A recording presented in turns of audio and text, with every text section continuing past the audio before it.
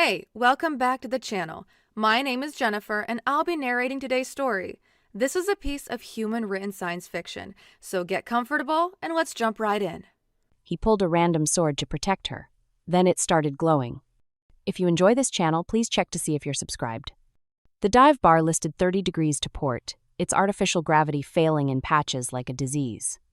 Peter Harrow sat alone at a corner table, methodically working through a plate of something the menu called protein synthesis, but tasted like recycled boot leather. He didn't care. Food was fuel, and this place served it cheap and asked no questions. The clientele matched the decor low-rent smugglers, freelance data thieves, and the kind of people who paid in credit chits that changed hands 6 times before anyone tried to cash them. The air tasted like ozone and desperation, thick enough to coat the back of his throat. He noticed her the moment she entered. She moved wrong for this place, too precise, too controlled. Her hooded cloak was expensive fabric, pretending to be cheap, and she carried herself like someone who'd never had to check for exits. Peter's fork paused halfway to his mouth as she crossed the floor, heading directly toward him. Amateur mistake. She was 10 feet away when the first assassin struck. The blade came from above, dropping from the ceiling rigging where the killer had been waiting in the dead gravity pocket. Peter saw the shimmer of refracted light, the telltale distortion of a kinetic edge designed to slice through pressure suits and bone with equal ease. He didn't stand, didn't need to. His left hand shot up, catching the descending wrist with a crack that echoed through the bar like a gunshot. The assassin's bones shattered against Peter's grip human bone density, 3 times higher than the galactic average, turning his skeleton into a weapon all its own. The killer's mouth opened in a silent scream. Peter pulled downward while driving his shoulder up, using the attacker's momentum and the bar's failed gravity to slam the figure face first through his table. Cheap composite splintered. The assassin's blade skittered across the floor, and Peter's boot came down on the alien's spine with the full weight of Earth-standard gravity crushing down. The second assassin came from the side. Peter caught the flicker of movement in a broken mirror behind the bar. He pivoted, grabbed his chair one-handed, and swung it like a club. The impact sent the second killer tumbling through the air, crashing into a support beam with a wet crunch. Total elapsed time, 4 seconds. The bar had gone silent. Peter calmly retrieved his fork, took another bite, and looked up at the woman who'd frozen mid-step, her violet eyes wide with shock. "You brought company," he said, his voice a low rumble that carried despite the bar's ambient noise kicking back to life. "That costs extra." She threw back her hood, revealing sharp alien features and skin that seemed to drink in the dim light. Her hair fell in elaborate braids that looked like they'd taken hours to arrange. Lyriax of the Concordat, though he didn't know her name yet, just knew money when he saw it. "I need you," she said, her accent clipped and precise. "Now, immediately." Peter glanced at the 2 assassins, one not moving, one twitching weakly. "Need me for what?" "To keep me alive." She stepped closer, and he caught the faint scent of something like frost and electricity. "You're human. You're the only thing in this sector that can." He leaned back in his chair, the metal creaking under his weight. "I'm eating. They found me once. They'll find me again." Her voice cracked, just slightly, and her eyes flared brighter. Fear, he realized. She was terrified. "I'll pay whatever you want. Credits, data, access to—" 50,000 up front. He cut her off. "Another 100 when the job's done." She didn't hesitate. "Done." Peter stood, and she took an involuntary step back. He was used to that reaction. At 6'4" and carrying the muscle density of a main-world gravity well, he towered over most galactic species. He looked down at her, this crystalline, fragile creature who'd just hired a human without negotiating, and decided she was either desperate or stupid. Probably both. He grabbed his jacket from the chair back, ignoring the way the bar's other patrons pressed themselves against the walls. The 2 assassins lay where they'd fallen. Peter stepped over the first, paused, then reached down and pulled a small data chip from the corpse's collar. "Silent Knife Guild," he said, examining the marker. "Professional outfit. Someone wants you very dead." "I know." Lyriax was already moving toward the exit, her composure returning now that she had a weapon him between her and the next blade. "That's why I need someone they can't sense coming." Peter pocketed the chip and followed her out into the station's crowded corridors, where neon advertisements flickered in 17 languages and the air smelled like recycled water and cooking oil. He didn't ask questions yet. Questions came after payment cleared. But as they disappeared into the crowd, He felt the weight of eyes on his back, more hunters, more knives in the dark. This was going to be expensive. The safe house occupied 3 rooms in the station's mid-levels, wedged between a noodle shop and a data brokerage that definitely laundered more than information. Lyriax had keyed the lock with her palm, and the door sealed behind them with a pressurized hiss that Peter recognized as military grade. Interesting. Wait here, she said, disappearing through an interior door. Peter didn't wait. He mapped the space with practiced efficiency, 2 exits, including the main door, reinforced walls, no windows, a couch that looked like it cost more than his last 3 contracts combined, a kitchenette with appliances he didn't recognize, and in the corner, a weapons locker that was trying very hard to look like a storage cabinet. She returned carrying a case made of brushed black metal. We need to prepare. The gala is in 6 hours. Gala. Peter didn't make it a question. The precursor exhibit at the council spire. Highest security on the station, full diplomatic immunity for attendees, and exactly where I need to be. She set the case on the low table, opening it to reveal body armor, the expensive kind, molecular weave designed to stop kinetic rounds and energy discharge while remaining flexible enough to hide under formal wear. Peter picked up the vest, testing its weight. Light. Too light for his taste, but he understood the necessity. Your bait. I'm a diplomat. She met his eyes, her own flickering with that strange violet bioluminescence. And yes, I'm bait. He started stripping off his jacket and shirt, unself-conscious in the way of someone who'd changed in front of squadmates and strangers for years. The scars across his chest and back caught the room's ambient light silver lines and pockmarks that told stories he never shared. Lyriax stared. She didn't mean to, but her eyes tracked each mark like she was reading a map of violence. See something you like? Peter's voice carried dry amusement. She blinked, refocusing. You're denser than I expected. Human biology. Triple bone density, higher muscle mass, makes us harder to kill. He pulled the vest over his head, immediately finding the problem. The clasps are designed for longer arms. Let me. She stepped closer, reaching for the side fastenings. This close, Peter could feel the coolness radiating from her skin, not cold exactly, but several degrees below human standard. Her fingers worked the clasps with quick precision, but he noticed the slight tremor, the way her breath had quickened. Nervous? He asked. I've never touched a human before. The words came out softer than she'd intended. She finished the left side, moved to the right. Your people are rare. Most prefer the frontier colonies to stations like this. Most prefer not getting shot at.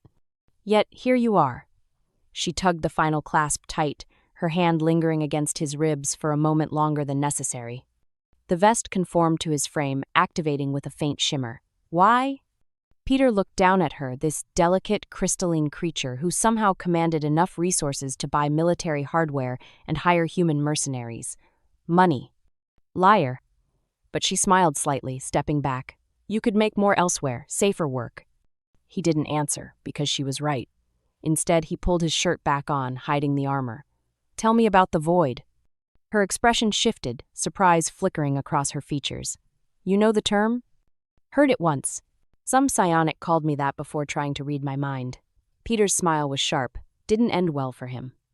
Lyriax moved to the window, not a real window, just a display showing a simulated view of the station's exterior. The galaxy runs on consciousness.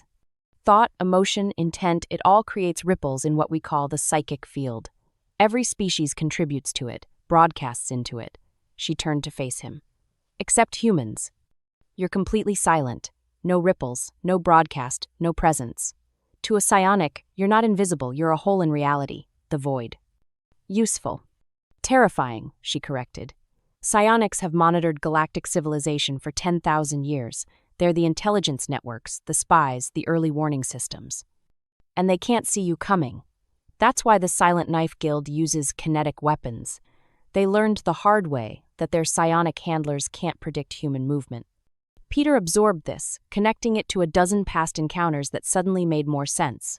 The people hunting you are psionic. The people hunting me serve someone who is. She wrapped her arms around herself, a gesture of vulnerability that contrasted sharply with her earlier composure. Lord Vrex. He's consolidating power in the Concordat, and I have evidence of treaty violations that would destroy his position. Evidence I'm bringing to the council tomorrow. So tonight we survive the assassins, tomorrow you end his career. Peter checked his chronometer. Simple. Nothing about this is simple. But she looked at him with something that might have been hope, or might have been desperation. The exhibit tonight displays precursor artifacts technology from the first galactic civilization. Security will be absolute, if we can survive until I testify. We will, Peter said it with the flat certainty of someone who'd made the same promise 100 times and kept it 99. That's what you paid for. The council spire pierced the station's superstructure like a needle, its upper levels reserved for the kind of people who shaped policy and started wars with signed documents. Peter hated it on sight.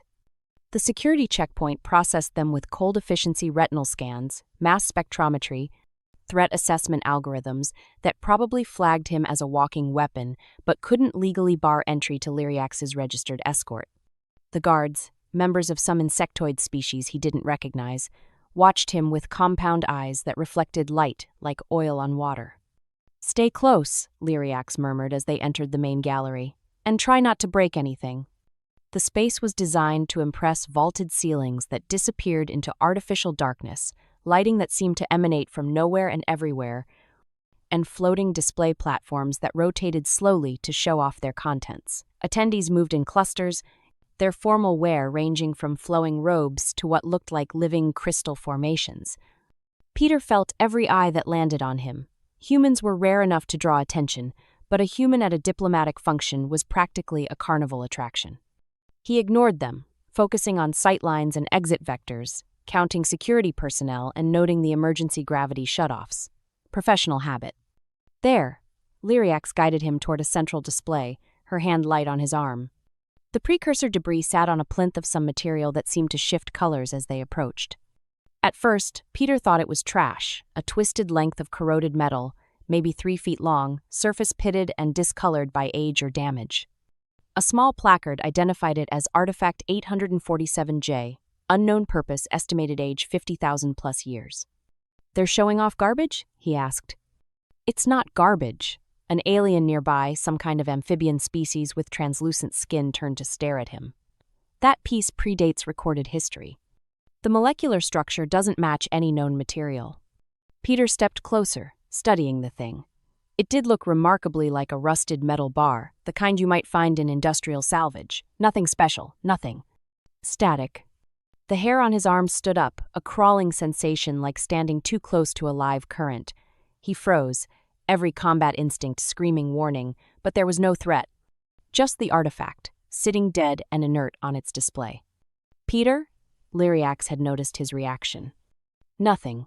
He stepped back, breaking whatever field or resonance he'd felt, probably just electromagnetic interference from the display systems.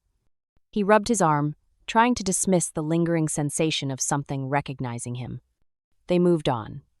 The next hour blurred into a procession of artifacts, speeches, and diplomatic small talk that Peter endured by maintaining a constant tactical assessment of the room. Lyriax was good at this shifting between conversations with practiced ease. Her earlier fear buried beneath layers of professional competence. But Peter saw the tension in her shoulders, the way her eyes kept tracking movement at the room's periphery. She was waiting for the attack. So was he. It came at the 2-hour mark, during a speech by some council representative about the importance of preserving galactic heritage. The lights didn't so much go out as die a cascading failure that swept through the gallery in a wave of sudden, absolute darkness. And with the darkness came the gravity failure. Peter's boots left the floor as the station's artificial gravity cut out, sending attendees tumbling into the air with sounds of alarm that echoed strangely in the sudden void. Emergency lighting kicked in, bathing everything in red emergency illumination that turned the elegant gallery into something from a nightmare. "Dampening field," someone shouted. "All tech systems are down." Peter grabbed for Lyriax, catching her wrist and pulling her close before she could float away. In the chaos, he saw them figures in matte black, moving with purpose through the tumbling crowd. They carried blades, not energy weapons, kinetic weapons that didn't rely on technology. The silent knife had come prepared. "Stay behind me," Peter growled, orienting himself by finding the walls and using them to push off, controlling his trajectory in the zero-G environment. He'd trained for this years ago, but most of the other attendees clearly hadn't. The first assassin came at them in a controlled glide, blade extended. Peter twisted, using Lyriax's mass and his own to change vectors, and caught the knife hand at the wrist. He pulled, adding momentum, and sent the killer spinning away into a support column with bone-breaking force.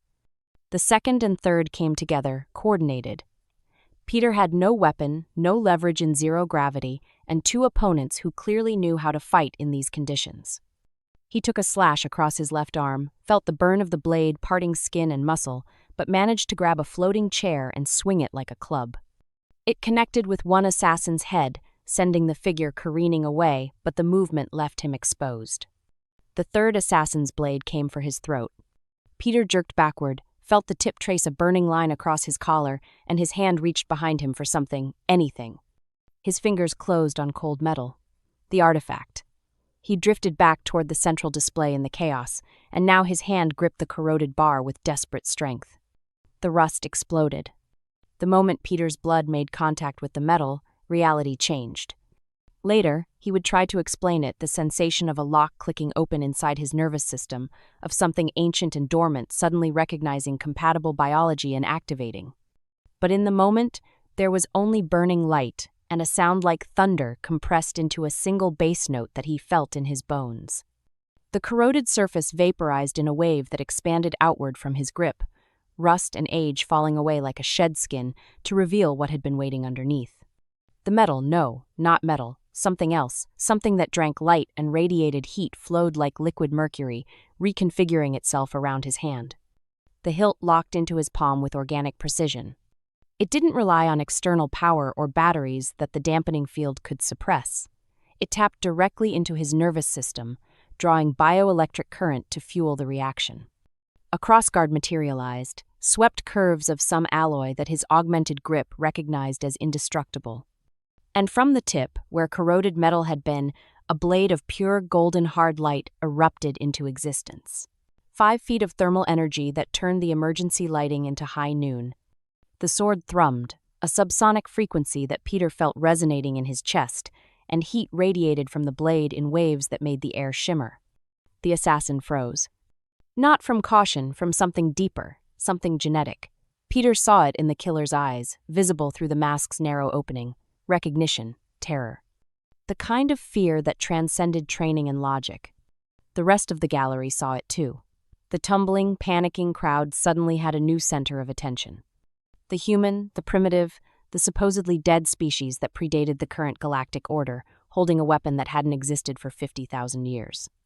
Holding a god-killer. The assassin recovered first, training overriding instinct.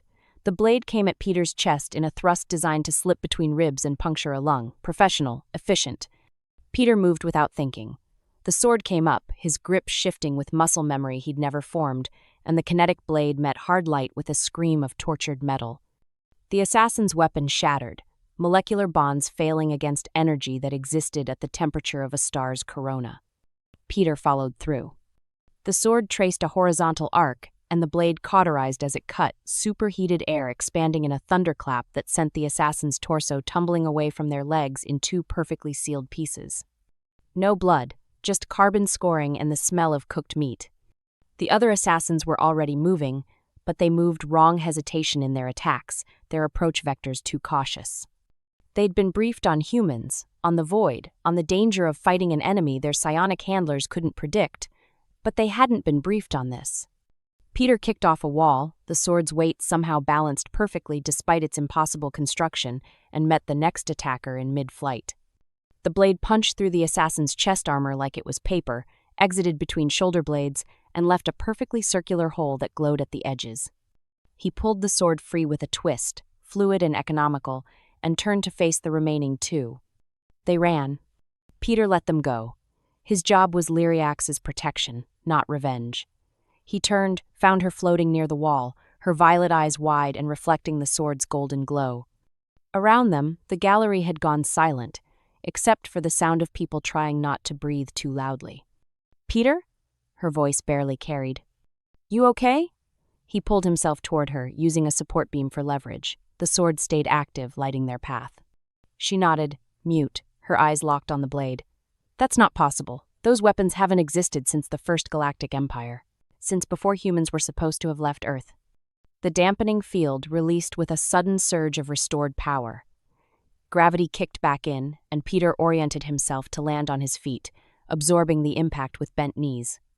Around them, attendees crashed to the floor with less grace, some crying out in pain from sudden impacts. The lights came back, full, bright, revealing the carnage Peter had created in the darkness. 3 bodies, 2 dead, 1 unconscious, and missing several teeth. And Peter, standing in the center of it all, holding a sword that made the air ripple with heat distortion.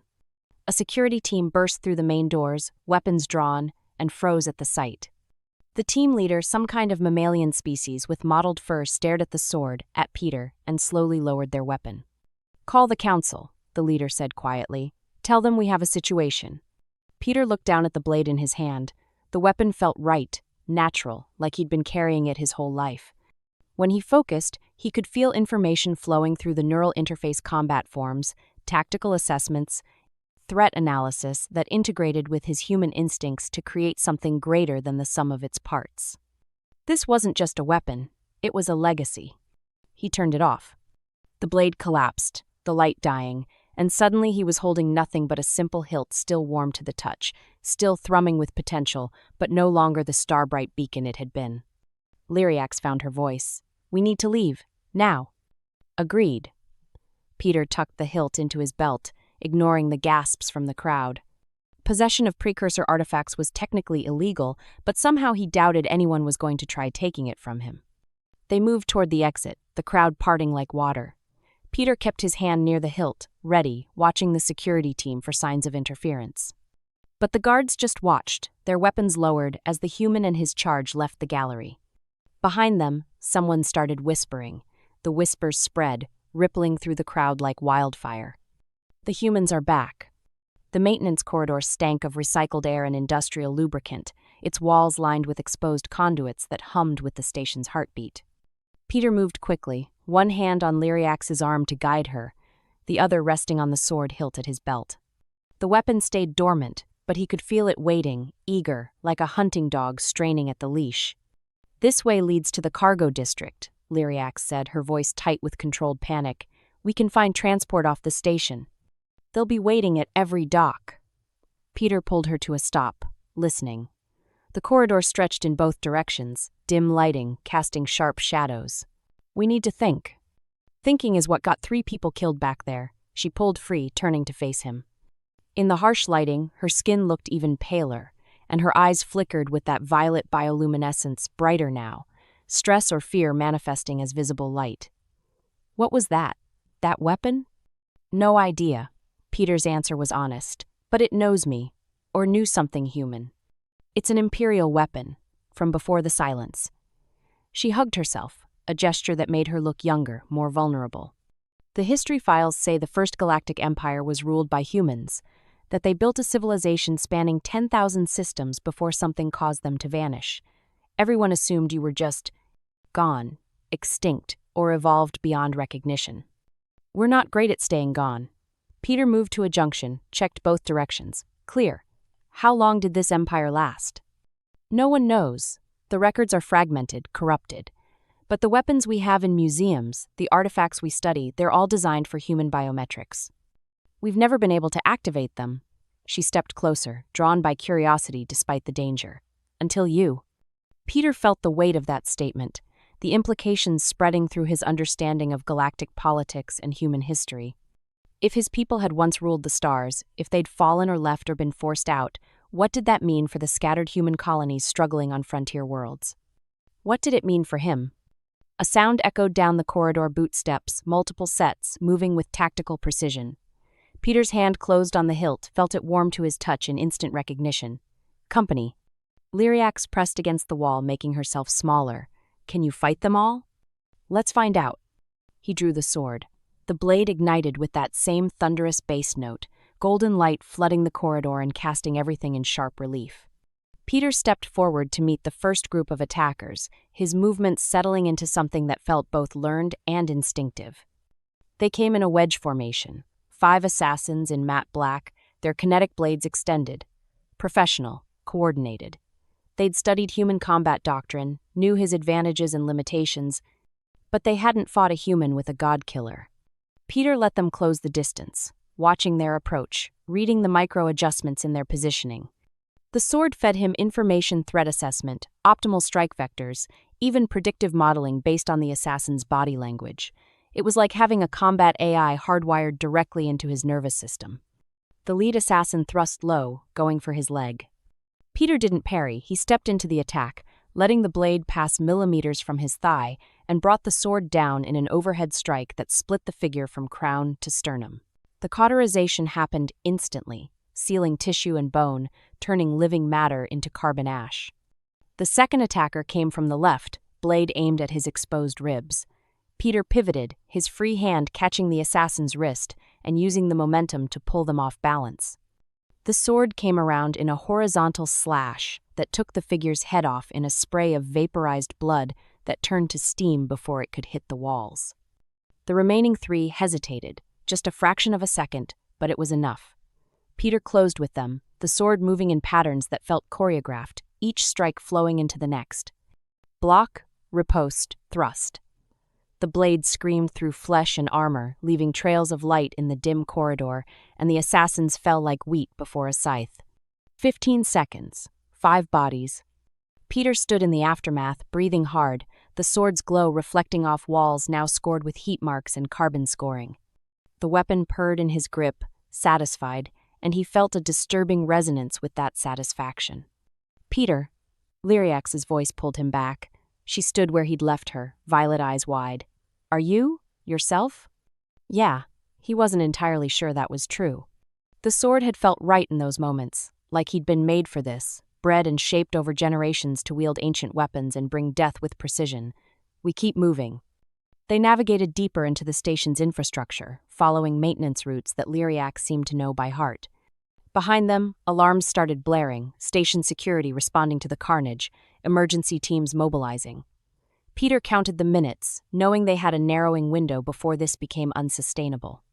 There's a private dock on the lower cargo level, Lyriax said as they descended a ladder shaft, her voice echoing in the confined space.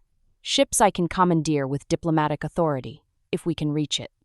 An explosion rocked the station, the shockwave traveling through the infrastructure and nearly throwing them from the ladder.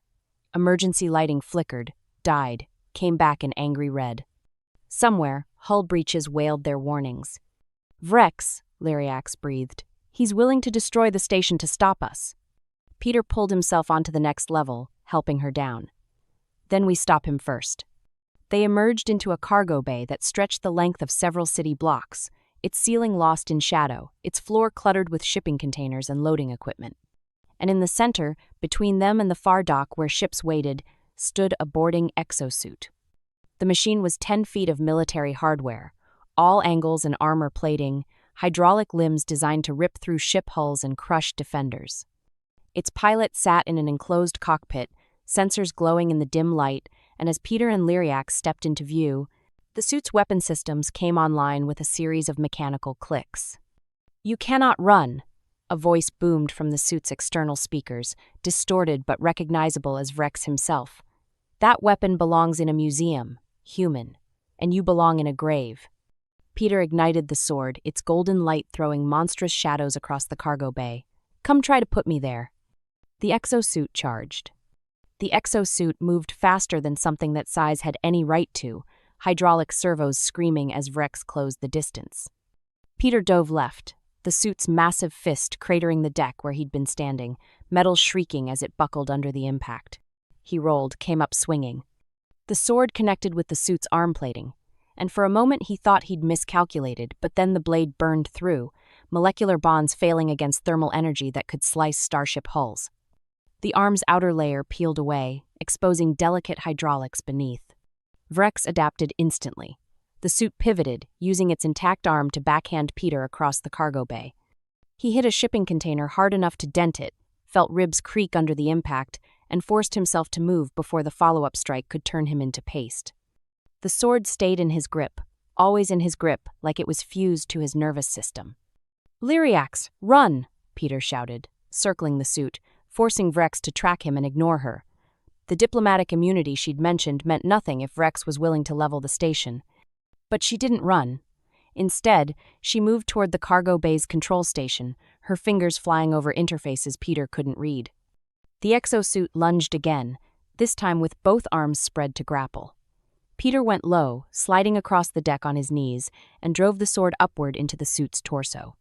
The blade punched through armor, through whatever shielding Vrex had installed, and bit into something vital. Sparks erupted.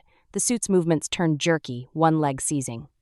But Vrex wasn't done. He activated the suit's emergency systems, and suddenly Peter was engulfed in superheated plasma vented from the torso wound. Human pain tolerance, triple-density bones, adrenaline response that let him ignore shock. Peter gritted his teeth against the agony, pulled the sword free, and struck again, and again. Targeting weak points, the weapon's tactical overlay highlighted hydraulic junctions, power conduits, the narrow seam where cockpit met chassis. The exosuit collapsed to one knee, systems failing. Vrex's voice came through the speakers, no longer booming but desperate. "You're making a mistake, human. The galaxy has moved on. Your people had their chance." "My people are still here." Peter drove the sword through the cockpit seam, felt resistance, pushed harder. The blade burned through, and suddenly there was screaming, and then there was silence. He pulled the weapon free, deactivated it. The cargo bay fell into relative quiet, just the sound of failing machinery and distant alarms. Peter's hands shook adrenaline, crash, combat fatigue, and something else. Something that felt like the sword releasing its grip on his nervous system, flooding him with sensations he'd been ignoring during the fight. Pain, exhaustion, the smell of his own burned flesh. "Peter!" Lyriax was at his side, her cool hands on his face, checking for wounds. "You're hurt." "I'm functional." But he let her guide him to sit, his back against the destroyed exosuit. Up close, she smelled like frost and electricity, and her touch felt like relief against his overheated skin. She pulled a medical kit from somewhere in her robes, working with quick efficiency to treat the plasma burns on his arms and chest. Her fingers trembled slightly as she applied synthetic skin patches, and when she looked up, her violet eyes were bright with unshed tears. "You could have died." "But I didn't." Peter caught her hand, held it. "That's what matters." For a moment, they just looked at each other, the human and the alien, the mercenary and the diplomat, two people who'd survived something that should have killed them both. The air between them felt charged, electric, like standing too close to a live current. Then Lyriax leaned in and kissed him. It wasn't gentle, it was desperate, claiming, the kind of kiss that came from staring at death and choosing life instead. Her lips were cooler than human standard but warmed quickly, and when Peter pulled her closer, she made a sound that was half gasp, half surrender. They broke apart, breathing hard. Lyriax's eyes were blazing now, that violet bioluminescence bright enough to cast shadows. "We should..." "Yeah," Peter agreed, though he wasn't sure what they should do. Leave? Hide? Find a room and finish what that kiss had started? The decision was made for them. Explosion sounds echoed from the upper levels, more of Rex's people, or station security, or both. Peter forced himself to stand, every muscle protesting. "The ships, we need to move." Lyriax nodded, reluctant, and led him toward the private dock where sleek diplomatic vessels waited in their berths. Behind them, the cargo bay burned, and somewhere in the wreckage, Lord Vrex's ambitions died with him. The ship Lyriax chose was small but fast, a courier vessel designed for quick diplomatic runs, all clean lines and efficient engineering. Peter collapsed into the co-pilot's seat while she handled the launch protocols, his burned hands clumsy on the unfamiliar controls. They cleared the station without incident. Either security was too busy with the fires and hull breaches, or someone had decided letting them leave was preferable to another fight. Peter watched the station shrink in the rear display, a spinning habitat module against the black, and felt something unclench in his chest. They'd survived. "Autopilot engaged," Lyriax said, her voice tight with residual adrenaline. 3 days to the nearest council station. We'll be safe there." "Will we?" Peter looked at her, this alien woman who'd hired him, kissed him, and dragged him into a conflict that had reshaped his understanding of human history. Vrex had resources. People loyal to him, they won't stop. Then neither do we. She stood, moved to where he sat, and carefully began removing the damaged armor vest. Her fingers worked the clasps with the same precision as before, but now there was tenderness in the touch, an intimacy that transcended the practical. The vest came away, revealing the plasma burns beneath angry red welts that the synthetic skin couldn't fully hide. Lyriax made a sound of distress, her cool fingers hovering over the worst of the damage. "It's not as bad as it looks," Peter lied. Liar. But she smiled slightly, sad and grateful at once. She retrieved the medical kit, proper supplies this time, and knelt between his knees to work. "Hold still." The treatment hurt worse than the initial burns, but Peter endured it, watching her face as she concentrated. Up close, he could see the subtle non-human features, the way her pupils contracted in vertical slits when she focused, the faint scale-like patterns in her skin that only became visible in certain light, the delicate points to her ears mostly hidden by her elaborate braids. Beautiful, alien, and looking at him like he was something precious rather than a weapon she'd hired. "Why did you kiss me?" he asked quietly. Her hands paused. "Because I wanted to." She looked up, meeting his eyes. "Because you saved my life. Because you're the first person in years who made me feel safe." A pause. "Because I've been watching you all day and couldn't stop thinking about what those scars would feel like under my hands." Peter's breath caught. "And now? Now I know." She set aside the medical supplies, her hands resting on his thighs, and the heat in her eyes had nothing to do with bioluminescence. "And I want to know more." He should say no. She was a client, a diplomat, someone from a world so different from his that they probably couldn't even digest the same food. There were 1,000 reasons this was a bad idea. Peter ignored all of them. He pulled her up, into his lap, and kissed her again. Deeper this time, less desperate and more deliberate. She made that sound again, gasping, and her cool hands slid up his chest to tangle in his hair. When they broke apart, her pupils were fully dilated, and her skin had flushed a faint lavender. "Your quarters or mine?" Peter asked, his voice rough. "Neither." Lyriax stood, pulling him with her toward the ship's small crew cabin. "Ours."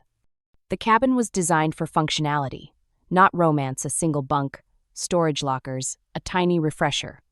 But when Lyriax sealed the door and turned to face him, the cramped space felt infinite with possibility. She reached for her robes, began to unfasten them, and Peter caught her hands. "Let me." He undressed her slowly, revealing pale skin marked with those subtle scale patterns, a body that was both familiar and utterly foreign. She trembled under his touch, not from fear but from anticipation, and when he traced the line of her spine, she arched into him with a sound that was almost a purr. "Your turn," she whispered, and her cool fingers worked at his belt with deliberate intent. What happened next was need and discovery, the rough meeting, the smooth, heat-finding coolness, and igniting into something that burned them both. Peter learned that her skin grew warmer when aroused, that she liked pressure and control in equal measure, that she made the most intoxicating sounds when he found the sensitive spots along her throat and collarbones. And Lyriax learned that humans were as dense and solid in passion as they were in combat, that Peter's careful gentleness contrasted beautifully with his capacity for violence, that his scars told stories she wanted to read with lips and fingertips. They came together with an intensity that left them both gasping, tangled in sheets that smelled like ozone and sweat, and when it was over, Lyriax curled against his chest like she'd found a home there. "We're going to have problems," she murmured against his skin. "Diplomatic complications, species compatibility concerns, cultural barriers." "Probably." Peter's hand traced lazy patterns on her shoulder. "Still want me around?" "Always." She tilted her head up to kiss him again, softer now. "You're mine now, Peter Harrow, my centurion." He should have objected to being claimed, should have maintained professional distance, should have remembered he was a mercenary, not a partner. Instead, he pulled her closer and decided the galaxy could wait until morning. Morning came as a gentle ship's chime that pulled Peter from the deepest sleep he'd had in years. For a moment, he didn't remember where he was, then he felt the cool weight against his chest, saw dark hair spread across his shoulder, and memory returned in a pleasant rush. Lyriax stirred, her eyes opening to reveal that violet glow. "Status?" "Safe. Still 3 days out." Peter checked the chronometer on the wall. "You've got time before you need to worry about saving the galaxy." She smiled, stretched against him like a cat, then froze. "Wait, listen." Peter went still, extending senses honed by years of combat. At first, nothing, just the ambient sounds of a ship in flight, the hum of engines and life support. Then he heard it, a scraping sound, metal on metal, coming from somewhere aft. "Boarding party," he said quietly, already moving. "They must have attached during the chaos at the station." That's impossible. The ship has countermeasures. Which Vrex's people disabled before we launched? Peter pulled on his pants, grabbed the sword hilt from where he'd left it. How many entry points on this ship? 2. The main airlock and the maintenance hatch in engineering. Lyriax was dressing with quick efficiency, the diplomat's composure sliding back into place. If they breach the hatch, they'll come through the corridor outside this cabin. Peter activated the sword, its golden glow flooding the small space. Then we hold the corridor. They took position at the cabin door, Peter in front with the blade ready, Lyriax behind with a small energy pistol she'd retrieved from a hidden compartment. Not much firepower, but enough to make attackers think twice. The scraping grew louder, then voices muffled by walls and distance. Peter counted at least 3, possibly more, professional operators who'd waited until they thought their targets were vulnerable. The corridor door at the far end opened with a hiss. Peter didn't wait for them to come to him. He charged, the sword's light preceding him like dawn, and met the first assassin in the narrow passage. The blade took the figure's arm off at the shoulder, cauterized the wound instantly, and Peter used the momentary shock to drive the weapon through the next attacker's chest. 2 down in 3 seconds.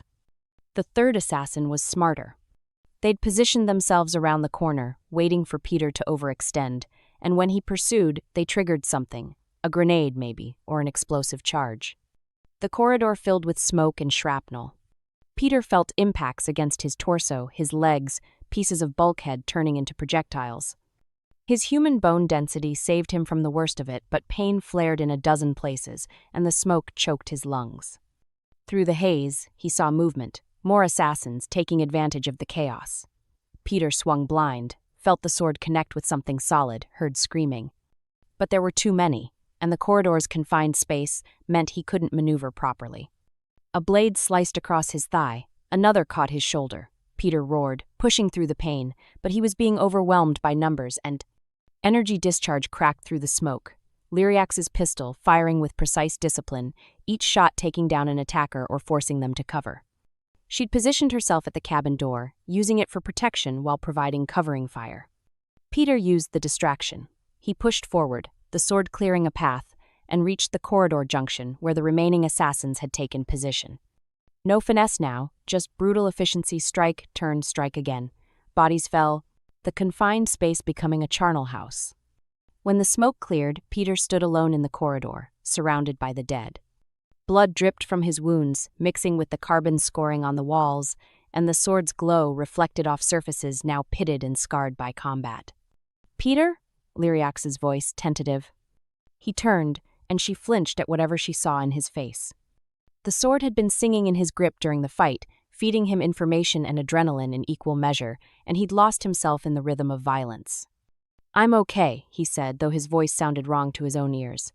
"Check the engineering section. Make sure that was all of them." She nodded, moving past him carefully, and Peter leaned against the wall to catch his breath. His hands shook, adrenaline crash again, or maybe something else. The sword felt heavier now, like it was disappointed the fight had ended. "Engineering is secure," Lyriax called back. "But Peter, you need to see this." He found her standing over the maintenance hatch, looking down at something that made her face go pale.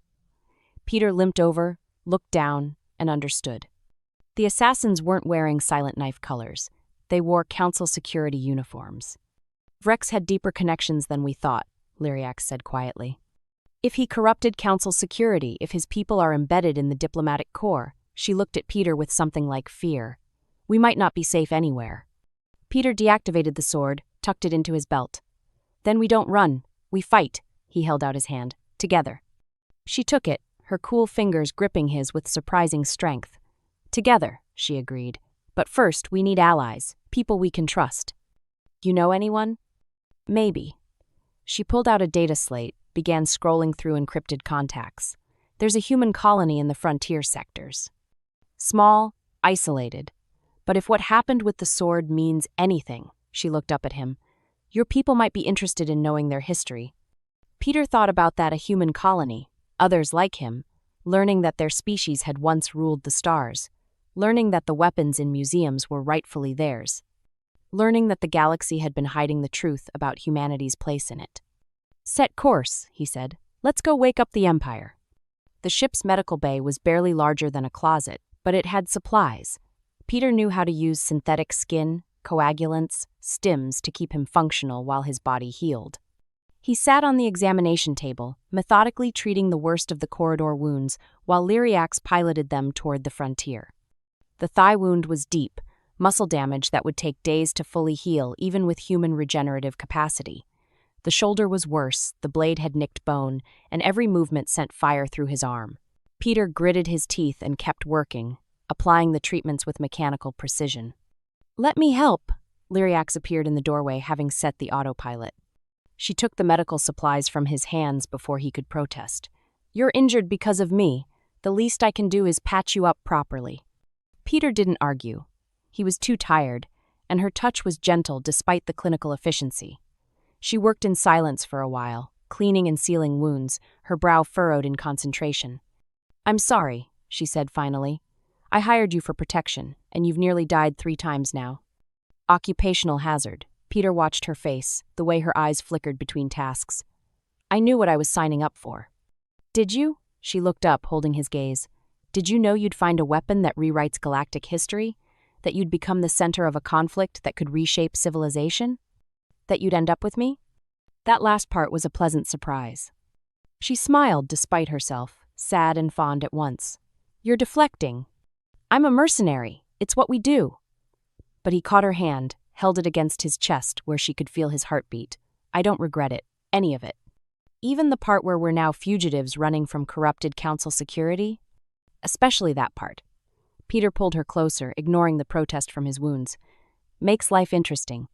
She kissed him, and for a moment the medical bay and the danger and the weight of history all faded into irrelevance. There was just the two of them, heat and coolness finding balance, and Peter thought maybe this was what people meant when they talked about finding home in another person. They broke apart at the ship's warning chime, proximity alert, something on approach vectors. Lyriax pulled away reluctantly, checking the displays. "We're still hours from the colony. This sector should be empty." "Should be." Peter grabbed the sword, ignoring his body's protests, and followed her to the cockpit. The viewscreen showed a ship, multiple ships, at least 6 of them, closing in formation. Military-grade, heavily armed, and broadcasting council authority codes that made Lyriax's expression darken. "They found us," she whispered. "Vrex's people must have tagged the ship before we launched." Peter studied the approaching vessels, calculating odds and options. "Can we outrun them?" "Not in this ship. They're interceptors." She was already working the controls, trying evasive maneuvers, but the enemy ships adjusted with practiced precision. "We have maybe 10 minutes before they're in weapons range." "Then we don't run." Peter moved to the weapons station, such as it was a diplomatic courier, wasn't designed for combat, but it had basic defensive systems. "We make them work for it." "Peter, there are 6 of them. And they're not expecting us to fight back." He activated the targeting systems locked onto the lead ship. "Trust me." She looked at him, really looked, seeing past the scars and the violence to whatever core remained underneath. Then she nodded. "Always." The enemy ships closed to weapons range. Peter waited, letting them think the courier was helpless, watching the tactical display and counting seconds. When they were committed to their attack vectors, he fired. The courier's defensive lasers weren't meant to destroy ships, just to disable missiles and debris. But Peter had spent years learning to use inadequate weapons against superior opponents, and he knew that precision beat power every time. His shots targeted the lead ship's sensor array, blinding it. The ship veered off, colliding with its wingman, and suddenly the tight formation was chaos. Peter kept firing, picking targets, forcing the enemy to break formation and react rather than attack. "Lyriax, hard burn toward that debris field." Peter pointed to a cluster of asteroids on the display. "We hide, we survive." She didn't question it. The ship's engines screamed as she pushed them to maximum, diving toward the asteroids with enemy fire tracking their wake. Impacts rocked the hull, glancing hits, nothing fatal yet, but their shields were failing fast. They plunged into the debris field, and suddenly the viewscreen was full of tumbling rock and frozen volatiles. Lyriax flew like she'd been born to it, threading gaps that should have been impossible, using the asteroids as cover while the enemy ships followed with less precision. One of the interceptors clipped an asteroid, shields flaring and failing. The ship tumbled out of control, lost in the debris. 5 left. Peter kept firing, forcing them to split their attention between flying and fighting. Another enemy ship took damage, fell behind. But the remaining 4 were adapting, coordinating their attacks, and the courier's shields were almost gone. There. Lyriax pointed to a gap in the field, clear space beyond, and in the distance, the faint glow of the frontier colony's beacon. If we can reach the colony, they won't dare attack openly. An explosion rocked the ship. Direct hit, aft section, and suddenly alarms were screaming about hull breaches and failing systems. The courier lurched, engines stuttering, and Peter felt the sickening sensation of uncontrolled spin. "Engines are gone!" Lyriax fought the controls, trying to stabilize. "We're drifting!" The enemy ships closed in, weapons charging for the killing blow. Peter stood, sword hilt in hand, and laughed at the absurdity of it. After everything they'd survived, to die in space because of a lucky shot. Then the colony responded. Ships dropped out of nowhere, fast attack craft with human pilots and weapons that made the Council interceptors look like toys. They tore into the enemy formation with the kind of aggressive precision that spoke to military training, and within seconds the Council ships were retreating, outmatched and outgunned. One of the human ships pulled alongside the crippled courier. A voice came over the comm, rough and speaking Galactic Standard with a thick accent. "Diplomatic vessel, this is Frontier Defense. Cut your engines and prepare for recovery. Welcome to New Hadrian." Peter looked at Lyriax, saw his own shock reflected in her violet eyes. The frontier colony wasn't some struggling outpost. It was armed, organized, and had just saved them with casual efficiency. "I think," Peter said slowly, "we might have just found your allies." The recovery ship docked with their crippled courier using magnetic clamps that sealed with solid mechanical precision. When the airlock opened, Peter went first, sword ready but not ignited, Lyriax close behind. The crew that met them were all human, a rarity he'd almost forgotten could exist. They wore uniforms he didn't recognize, sharp and professional, and they carried weapons that looked like precursor tech modified for modern use. The lead officer, a woman with steel gray hair and eyes that assessed Peter with veteran recognition, stepped forward. "Stand down, soldier," she said. "You're among friends." Peter lowered the sword but didn't relax. "Who are you?" "Commander Sarah Clark, New Hadrian Defense Force." She gestured to the courier's damaged hull. "That's quite an entrance you made." Council security doesn't usually chase diplomatic vessels this deep into frontier space. "They weren't Council security," Lyriax said, stepping up beside Peter. "They were corrupted, working for someone who wants me dead and humanity forgotten." Clark's expression sharpened. "Interesting." She looked at Peter, specifically at the sword hilt on his belt. "Is that what I think it is?" "Depends what you think it is." "A precursor weapon. Haven't seen one activated since." She trailed off, something complicated passing across her face. "Since the founding."